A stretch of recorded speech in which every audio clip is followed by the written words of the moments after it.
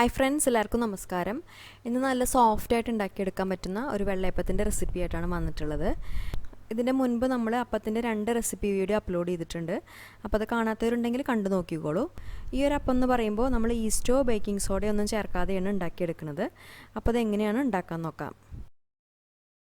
അപ്പോൾ ആദ്യം നമുക്ക് അപ്പം ഉണ്ടാക്കിയെടുക്കാൻ വേണ്ടിയിട്ടുള്ള അരി ഒന്ന് കുതിർക്കാനായിട്ട് വെക്കാം. അപ്പോൾ ഞാനിപ്പോൾ ഒരു 2.5 കപ്പ് അരിയാണ് എടുക്കുന്നത്. ഇഡ്ഡലി അരിയാണ് ഞാൻ ഈ അപ്പം ഉണ്ടാക്കാനായിട്ട് എടുത്തിട്ടുള്ളത്. ഇതിന് പകരമായിട്ട് നമുക്ക് പച്ചരി എടുക്കാം. ഇനി ഇതിൽ നമുക്ക് ആവശ്യത്തിനുള്ള വെള്ളം ഒഴിച്ച് കൊടുത്തിട്ട് ഇതൊന്ന് കുതിർക്കാനായിട്ട് വെക്കാം.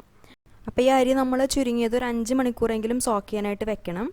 ഈ ഒരു അപ്പത്തിൽ നമ്മൾ ഈസ്റ്റ് ചേർത്ത് കൊടുക്കുന്നില്ലല്ലോ, അപ്പോൾ നമ്മൾ അരി കുറച്ച് കൂടുതൽ സമയം സോക്ക് ചെയ്യാനായിട്ട് വെക്കണം.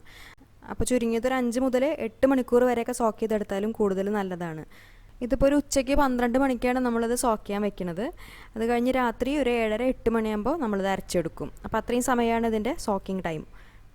അപ്പം ഇനി അരി നന്നായിട്ട് കുതിർന്ന് വന്നതിന് ശേഷം കഴുകിയെടുത്തിട്ട് നമുക്കത് അരച്ചെടുക്കാം. ഇപ്പോൾ ഒരു 7.5 മണിക്കൂറൊക്കെ കഴിഞ്ഞപ്പോൾ ഞാൻ ഈ അരി നന്നായിട്ട് കഴുകിയിട്ട് അതിലെ വെള്ളമൊക്കെ ഊറ്റി കളഞ്ഞു വെച്ചിട്ടുണ്ട്. ഇനി നമുക്കത് അരച്ചെടുക്കാം. അപ്പോൾ ഈ അരി അരച്ചെടുക്കുമ്പോൾ അതിൻ്റെ കൂട്ടത്തിൽ അരയ്ക്കാനായിട്ട് ഞാനിപ്പോൾ ഇവിടെ 1 കപ്പ് നാളികേരം എടുത്തിട്ടുണ്ട്. അപ്പോൾ നമ്മൾ ഏത് കപ്പിനാണോ അരി അളന്നത് സെയിം കപ്പ് തന്നെ നാളികേരം എടുക്കുക. പിന്നെ ഈ നാളികേരത്തിൻ്റെ അളവ് കുറച്ച് കൂടിയാലും കുഴപ്പമൊന്നുമില്ല കേട്ടോ, അപ്പത്തിന് നല്ല ടേസ്റ്റ് ഉണ്ടാവും. പിന്നെ ഇനി നമ്മൾ ഈ അരിയുടെ കൂട്ടത്തിൽ അരച്ചെടുക്കാൻ വേണ്ടിയിട്ട് കുറച്ച് അവിലും കൂടി സോക്ക് ചെയ്തെടുത്തിട്ടുണ്ട്. അപ്പോൾ വെള്ള അവിലാണ് ഞാൻ എടുത്തിട്ടുള്ളത്. വെള്ള അവിൽ എടുക്കുകയാണെന്നുണ്ടെങ്കിലാണ് അപ്പത്തിന് നല്ലൊരു കളർ കിട്ടുക. ബ്രൗൺ കളർ ആകുമ്പോൾ കളർ മാറിപ്പോവും. അപ്പോൾ വെള്ളം ഉണ്ടെങ്കിൽ വെള്ളം തന്നെ എടുക്കുകയാണ് കൂടുതൽ നല്ലത്. ഇതിപ്പോൾ ഇവിടെ ഒരു 3/4 കപ്പ് അവിലാണ് കേട്ടോ എടുത്തിട്ടുള്ളത്. നമ്മൾ അരി അളന്നിട്ടുള്ള സെയിം കപ്പ് തന്നെ 3/4 കപ്പ് അവിൽ. പിന്നെ ഈ അവിൽ നമ്മൾ അരി സോക്ക് ചെയ്യാനായിട്ട് വെച്ച സമയത്ത് തന്നെ സോക്ക് ചെയ്തെടുക്കേണ്ട ആവശ്യമില്ല കേട്ടോ. നമ്മൾ എപ്പോഴാണോ അരി അരച്ചെടുക്കുന്നത് അതിൻ്റെ ഒരു അരമണിക്കൂർ മുൻപ് കുതിർക്കാനായിട്ട് വെച്ചാൽ മതി. അപ്പോൾ ഞാനിപ്പോൾ ഈ അവിൽ ഒരു 1/2 കപ്പ് വെള്ളം ഒഴിച്ച് കൊടുത്തിട്ട് കുതിർത്തെടുത്തിട്ടുള്ളതാണ്. ആദ്യം ഒന്ന് നന്നായിട്ട് കഴുകിയെടുക്കുക. കഴുകിയെടുത്തതിന് ശേഷം 1-2 പ്രാവശ്യം കഴുകിയാൽ മതി. കഴുകിയെടുത്തതിന് ശേഷം ഒരു 1/2 കപ്പ് വെള്ളം ഒഴിച്ച് കൊടുത്തിട്ട് ഒന്ന് സോക്ക് ചെയ്യാനായിട്ട് വെച്ചാൽ മതി. പിന്നെ അതുപോലെ തന്നെ നമുക്ക് ഈ അവിലിന് പകരമായിട്ട് ചോറ് എടുക്കാം. അപ്പോൾ അവിൽ നമ്മൾ എത്രയാണോ എടുത്തത് സെയിം അളവ് തന്നെ ചോറ് എടുത്താലും മതി. ഇനി ഇത് 3 നമുക്ക് നല്ല ഫൈനായിട്ട് അരച്ചെടുക്കണം. അപ്പോൾ നമ്മുടെ കയ്യിൽ ഗ്രൈൻഡർ ഉണ്ടെന്നുണ്ടെങ്കിൽ ഒരുമിച്ച് തന്നെ അരച്ചെടുക്കാം. അല്ലെങ്കിൽ പിന്നെ മിക്സിയിൽ 2 ബാച്ചായിട്ട് അരച്ചെടുത്താലും മതി. ഞാനിപ്പോൾ ഇവിടെ മിക്സിയിലാണ് അരച്ചെടുക്കുന്നത്. അപ്പം ഈ ജാറിലേക്ക് നമുക്ക് ഇതിൻ്റെയൊക്കെ ഹാഫ് പോർഷൻ വീതം ഇട്ട് കൊടുത്തിട്ട് അരച്ചെടുക്കാം. അപ്പോൾ ആദ്യം അരി ഇട്ട് കൊടുക്കാം. പിന്നെ നമുക്ക് അവിൽ ചേർത്ത് കൊടുക്കാം. അതിനുശേഷം എടുത്ത് വെച്ചിട്ടുള്ള നാളികേരത്തിൽ നിന്ന് പകുതി ഭാഗം ഇട്ട് കൊടുക്കാം. ഇനി ഇത് നമുക്ക് നല്ല ഫൈനായിട്ട് അരച്ചെടുക്കണം. അപ്പോൾ അതിനനുസരിച്ചുള്ള വെള്ളം ഒഴിച്ചു കൊടുത്തിട്ട് അരച്ചെടുക്കുക. വെള്ളം കുറച്ചായിട്ട് ഒഴിച്ചു കൊടുത്താൽ മതി. ഒരുപാട് വെള്ളം നമ്മൾ ആദ്യം തന്നെ ഒഴിച്ചു കൊടുക്കുകയാണെങ്കിൽ മാവ് ഒരുപാട് ലൂസായി പോവും. അപ്പോൾ കുറച്ചായിട്ട് വെള്ളം ഒഴിച്ചു കൊടുത്തിട്ട് നമുക്കിത് നല്ല ഫൈനായിട്ട് അരച്ചെടുക്കാം. ഇപ്പോൾ നമ്മൾ അരിയും നാളികേരും അവിലും നന്നായിട്ട് അരച്ചെടുത്തിട്ടുണ്ട്. ഇതുപോലെ ഫൈനായിട്ട് വേണം അരച്ചെടുക്കാൻ. ഇനി നമുക്കത് കുറച്ച് വലിയൊരു പാത്രത്തിലേക്ക് മാറ്റാം. ഇത് ഫെർമെൻ്റായി വരുമ്പോൾ കുറച്ച് പൊങ്ങി വരുമല്ലോ, അപ്പോൾ അതിനനുസരിച്ച് വലുപ്പത്തിലുള്ള പാത്രത്തിൽ വേണം നമ്മളിത് ആക്കി വയ്ക്കാനായിട്ട്. ഇനി നമുക്കിതുപോലെ തന്നെ ബാക്കിയുള്ള അരിയും അവിലും നാളികേരും ജാറിലിട്ട് കൊടുക്കാം. അതിനുശേഷം ഈ അപ്പത്തിന് നല്ലൊരു മധുരത്തിനായിട്ട് പഞ്ചസാര ചേർത്ത് കൊടുക്കാം.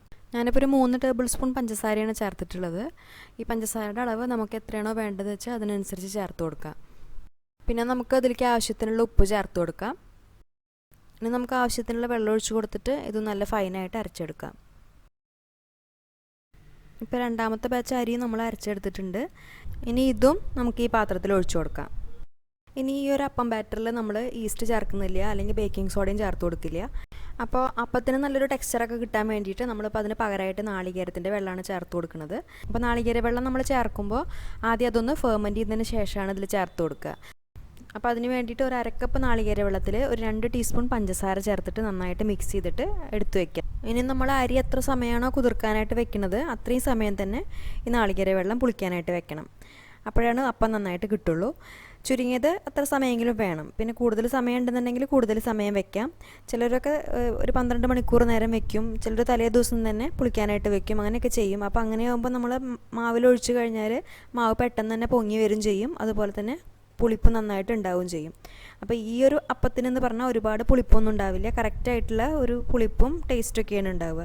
പിന്നെ ഈ നാളികേര വെള്ളം കൂടുതലായിട്ട് നമ്മൾ പുളിപ്പിച്ചെടുത്താൽ ഈ വെള്ളയപ്പത്തിൻ്റെ മണത്തിനും ടേസ്റ്റിനൊക്കെ ചെറുതായിട്ട് വ്യത്യാസം ഉണ്ടാവും.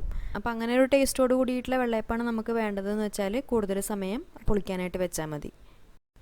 അപ്പോൾ അങ്ങനെ 8 മണിക്കൂർ ഫെർമെൻറ്റ് ചെയ്തെടുത്തിട്ടുള്ള നാളികേര വെള്ളമാണിത്. അത് നമുക്കിതിലേക്ക് ഒഴിച്ചു കൊടുക്കാം. എന്നിട്ട് ഈ മാവ് കൈ വെച്ചിട്ട് തന്നെ നന്നായിട്ട് മിക്സ് ചെയ്തെടുക്കണം. അപ്പോഴാണ് അത് കറക്റ്റായിട്ടുള്ള ഒരു രീതിയിൽ നമുക്ക് ഫെർമെൻ്റായിട്ട് കിട്ടുള്ളൂ. പിന്നെ ഈ ബാറ്ററിൽ നമ്മൾ ഉപ്പ് ഓൾറെഡി ചേർത്ത് കൊടുത്തിട്ടുണ്ടെങ്കിലും ഈ സമയത്ത് പോരാ തോന്നുന്നുണ്ടെങ്കിൽ ചേർത്ത് കൊടുക്കാം കേട്ടോ. അപ്പോൾ ഇനി ഇത് നന്നായിട്ടൊന്ന് മിക്സ് ചെയ്തെടുക്കാം. ഇപ്പോൾ ഈ ബാറ്റർ നമ്മളിപ്പോൾ ഇവിടെ നന്നായിട്ട് മിക്സ് ചെയ്തെടുത്തിട്ടുണ്ട്. ഇപ്പോൾ ഇതിൻ്റെ ഒരു കൺസിസ്റ്റൻസി എന്ന് പറയുമ്പോൾ ഈ ഒരു രീതിയിലാണ്.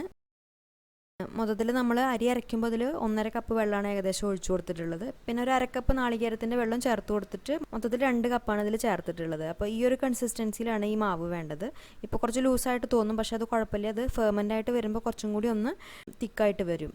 ഇനി നമുക്കത് അടച്ചു വെച്ചതിന് ശേഷം ഒരു 10 മുതൽ 12 മണിക്കൂർ സമയം ഫെർമെൻറ്റ് ചെയ്യാനായിട്ട് വെക്കാം. അപ്പോൾ ഒരു 8 മണിക്കൂറൊക്കെ കഴിയുമ്പോൾ തന്നെ മാവ് അത്യാവശ്യം പൊങ്ങി വരും.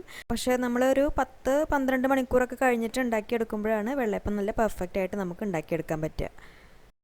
പിന്നെ ചൂടുള്ള സ്ഥലങ്ങളിലാണെങ്കിൽ മാവ് ഫെർമെൻ്റ് ആവാൻ ഇത്രയും സമയം വേണ്ടി വരില്ല, പെട്ടെന്ന് തന്നെ അത് പൊങ്ങി വരും.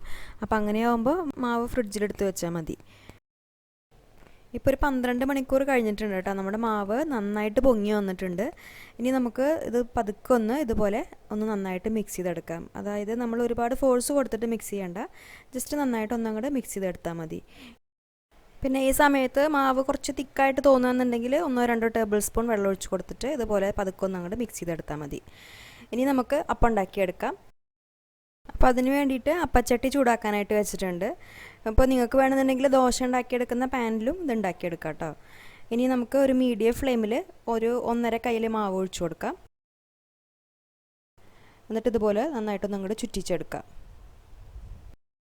അപ്പോൾ മാവ് ഒഴിച്ചു കൊടുക്കുന്ന സമയത്ത് ചൂട് ശ്രദ്ധിക്കണം. ഒരുപാട് ചൂട് കൂടിപ്പോയി കഴിഞ്ഞാൽ നമുക്കിതുപോലെ ചുറ്റിച്ചെടുക്കാൻ പറ്റില്ല. അപ്പോൾ ഒരു മീഡിയം ഫ്ലെയിമിൽ വെച്ചിട്ട് ഇങ്ങനെ ഒഴിച്ചു കൊടുത്താൽ മതി. ഇനി അപ്പത്തിൻ്റെ സൈഡിലൊക്കെ ഇതുപോലെ ബബിൾസ് വന്ന് തുടങ്ങിയാൽ നമുക്കത് അടച്ചു വെച്ചിട്ട് ചെറിയ ഫ്ലെയിമിൽ വെച്ചിട്ട് ഒരു 1-1.5 മിനിറ്റ് നേരം ഒന്ന് വേവിച്ചെടുക്കാം. ഇപ്പോൾ അപ്പം നന്നായിട്ട് കുക്കായി വന്നിട്ടുണ്ട്. ഇനി നമുക്കത് എടുക്കാം. കണ്ടില്ലേ, ഈ അപ്പം നല്ലൊരു ടെക്സ്ചറിൽ തന്നെ നമുക്ക് കിട്ടിയിട്ടുണ്ട്. നല്ല സോഫ്റ്റാണ് ഇതിൻ്റെ നടുഭാഗം. പിന്നെ എഡ്ജസ് ഞാനങ്ങനെ ഒരുപാട് മൊരിയിപ്പിച്ചെടുത്തിട്ടില്ല. വേണമെന്നുണ്ടെങ്കിൽ നമുക്ക് കുറച്ച് സമയം കൂടി വെച്ചിട്ട് ഒന്ന് മൊരിയിപ്പിച്ചെടുക്കാം. ഇതുപോലെ ഇനി നമുക്ക് ബാക്കിയുള്ള അപ്പം ഉണ്ടാക്കിയെടുക്കാം. മുൻപൊക്കെ നമ്മൾ ഈ രീതിയിലും അപ്പം ഉണ്ടാക്കിയെടുക്കാറുണ്ട്. ഈസ്റ്റിൻ്റെ മണവും ടേസ്റ്റും ഇഷ്ടപ്പെടാത്തവർക്കും അതുപോലെ തന്നെ ഈസ്റ്റും ബേക്കിംഗ് സോഡയൊന്നും നമ്മുടെ കയ്യിൽ ഇല്ലയെന്നുണ്ടെങ്കിലും ഉണ്ടാക്കിയെടുക്കാൻ പറ്റുന്ന അപ്പത്തിൻ്റെ നല്ലൊരു റെസിപ്പിയാണിത്. ഇനി ഈ അപ്പം നമുക്ക് ഇഷ്ടമുള്ള കറിയുടെ കൂടെയൊക്കെ കഴിക്കാം. അപ്പോൾ ഈ റെസിപ്പി നിങ്ങൾക്ക് ഇഷ്ടപ്പെട്ടാൽ ഉണ്ടാക്കി നോക്കുന്ന സമയത്ത് അഭിപ്രായം അറിയിക്കൂ. പിന്നെ വീഡിയോ ഇഷ്ടപ്പെട്ടാൽ ലൈക്ക് ചെയ്യാനും ഷെയർ ചെയ്യാനും കൂടി മറക്കരുത്. അതുപോലെ ചാനൽ സബ്സ്ക്രൈബ് ചെയ്യാത്തവർ ഒന്ന് സബ്സ്ക്രൈബ് ചെയ്ത് സപ്പോർട്ട് ചെയ്യുക. അപ്പോൾ ഇനി നല്ലൊരു റെസിപ്പിയായിട്ട് വീണ്ടും കാണാം. താങ്ക്